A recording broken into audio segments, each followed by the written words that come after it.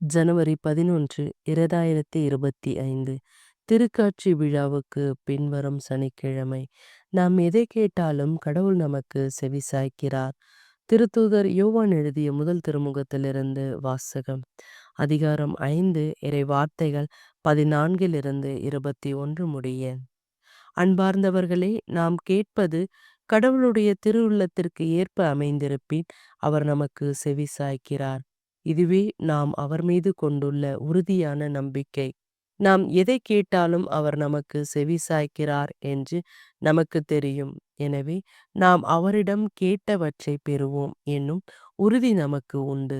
பாவம் செய்வோர் சாவுக்குரிய பாவம் செய்யவில்லை என்று கண்டால் அவர்களுக்காக கடவுளிடம் வேண்டுதல் செய்ய வேண்டும். கடவுளும் அவர்களுக்கு வாழ்வு அருள்வார். சாவுக்குரிய பாவமும் உண்டு. அப்பாவத்தை செய்வோருக்காக வேண்டுதல் செய்ய வேண்டுமென நான் சொல்லவில்லை. தீச்செயல் அனைத்துமே பாவம். ஆனால் எல்லா பாவமுமே சாவுக்கு உரியவை அல்ல. கடவுளிடமிருந்து பிறந்தோர் பாவம் செய்வதில்லை என்பது நமக்கு தெரியும். ஏனெனில் கடவுளிடமிருந்து பிறந்தவர்களை அவர் பாதுகாக்கின்றார். தீயோன் அவர்களை தீண்டுவதில்லை. நாம் கடவுளை சார்ந்தவர்கள். ஆனால் உலகனைத்தும் தீயோனின் பிடியில் இருக்கிறது. இது நமக்கு தெரியும். இறைமகன் வந்து உண்மையான இறைவனை அறிந்து கொள்ளும் ஆற்றலை நமக்கு தந்துள்ளார். இது நமக்கு தெரியும்.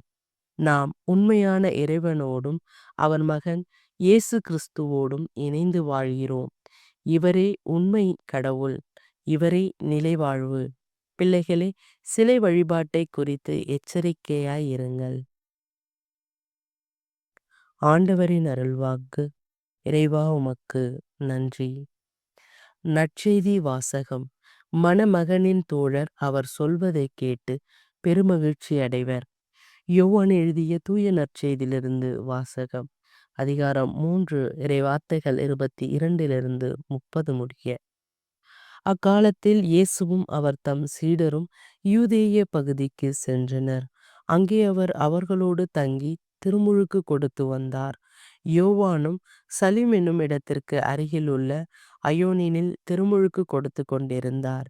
ஏனெனில் அங்கு தண்ணீர் நிறைய இருந்தது. மக்கள் அங்கு சென்று திருமுழுக்கு பெற்று வந்தார்கள். யோவான் சிறையில் அடைக்கப்படும் முன் இவ்வாறு நிகழ்ந்தது. ஒரு நாள் யோவானின் சீடர் சிலரும் யூதர் ஒருவருக்கும் இடையே தூய்மை சடங்கு பற்றி விவாதம் எழுந்தது.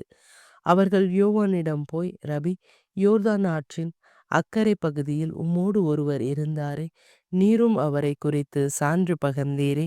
இப்பொழுது அவரும் திருமுழுக்கு கொடுக்கிறார். எல்லோரும் அவரிடம் செல்கின்றனர் என்றார்கள். யோவான் அவர்களை பார்த்து, விண்ணிலிருந்து அருளப்படாவிட்டால் எவரும் எதையும் பெற்றுக்கொள்ள முடியாது. நான் மெசியா அல்ல, மாறாக அவருக்கு முன்னோடியாக அனுப்பப்பட்டவன் என்று நான் கூறியதற்கு நீங்களே சாட்சிகள். மணமகன் மணமகனுக்கே உரியவர். மணமகனின் தோழரோ அருகில் நின்று அவர் சொல்வதை கேட்கிறார். அதில் அவர் பெருமகிழ்ச்சி அடைகிறார்.